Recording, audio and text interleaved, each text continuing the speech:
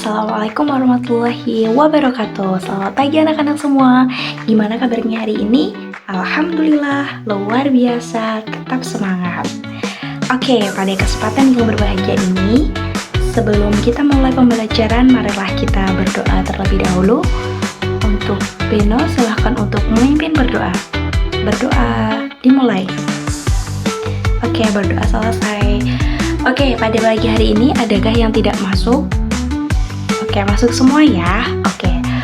Sebelum kita mulai pembelajaran, ada yang masih ingat sebelumnya kita belajar tentang apa? Betul sekali, sebelumnya kita belajar tentang sistem pencernaan pada manusia. Nah, hari ini kita akan belajar lagi mengulas kembali tentang sistem pencernaan manusia. Adapun tujuan pembelajaran pada pagi hari ini, kita akan mengetahui organ-organ yang ada dalam tubuh kita. Selanjutnya kita juga bisa mengetahui fungsi dari organ-organ itu, dan yang pasti kita akan mengetahui bagaimana sih makanan yang kita masukkan ke mulut itu bisa keluar kembali, bagaimana sistem proses pencernaan manusia yang ada dalam tubuh kita. Oke, sebelum kita memulai pembelajaran, Bu Vita ada sedikit video untuk anak-anak semua. Silahkan diperhatikan dulu, baru nanti kita analisis bersama-sama dan kita simpulkan. Pertama, makanan masuk lewat mulut. Di sini, gigi bekerja mengunyah dan air liur membantu melunakkan makanan. Lalu, makanan turun melewati kerongkongan, seperti meluncur di perosotan menuju lambung. Di lambung, makanan diaduk dan diolah menjadi lembut agar mudah diserap tubuh. Terakhir, makanan masuk ke usus. Gizinya diserap dan tubuh kita mendapat energi untuk bermain dan belajar.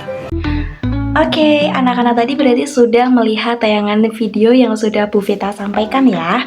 Oke, siapa yang berani mencoba untuk bisa menjelaskan kembali dari video tersebut? Oke, Rizky. Apa yang ingin kamu sampaikan dari video tersebut? Pintar, tentang sistem pencernaan manusia. Di situ terdapat beberapa organ-organ.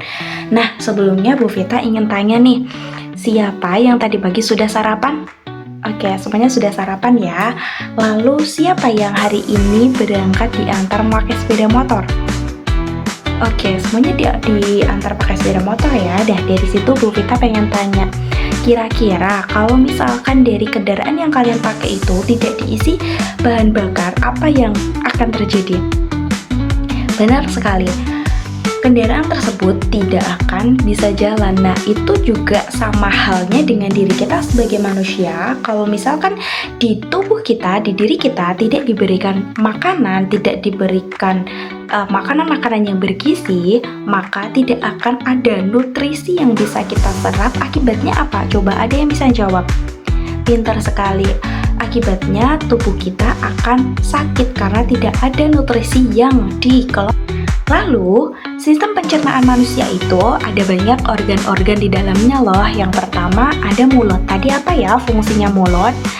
Nah, mulut itu berfungsi untuk menghancurkan makanan, untuk mengunyah makanan, untuk menghaluskan makanan. Jadi, makanan yang kita makan itu harus dihaluskan terlebih dahulu oleh mulut, seperti itu. Nah, yang organ yang kedua ada yang namanya kerongkongan.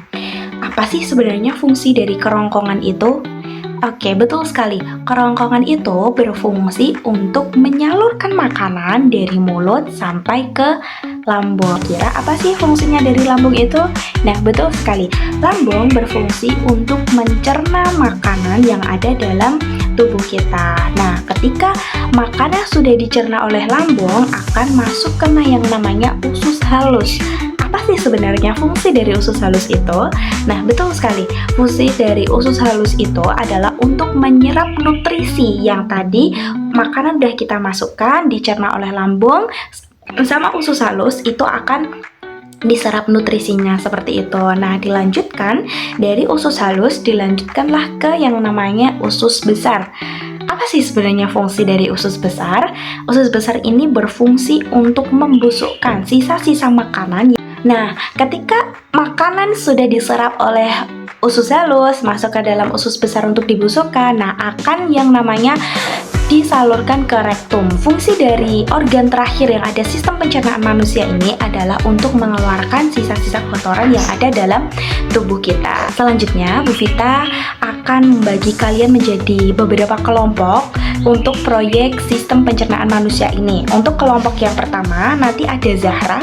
Zahra, nanti silahkan kamu menggambar sistem pencernaan manusia mulai dari mulut sampai dengan rektum. Nah, untuk Beno nanti setelah sudah digambar oleh Zahra, Beno nanti bertugas untuk memperagakan dari sistem pencernaan manusia tadi, seperti itu.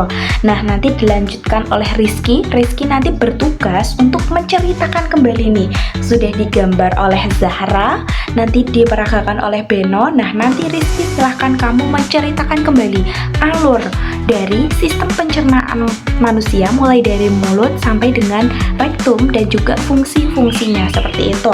Dan nanti untuk Nurul, nanti ada LKPD sendiri yang harus kamu kerjakan tentang sistem pencernaan manusia dari Bu Vita. Silahkan kalian mengerjakan dengan kelompoknya masing-masing sebagus mungkin, sekreasi mungkin ya, agar sistem pencernaan manusia ini dapat kalian pahami, dapat kalian terima, dan bisa kalian jelaskan kepada teman-teman satu kelas kalian. Oke, demikian tadi kita anak-anak sudah presentasi, sudah memperagakan, sudah menjelaskan kembali tentang sistem pencernaan manusia.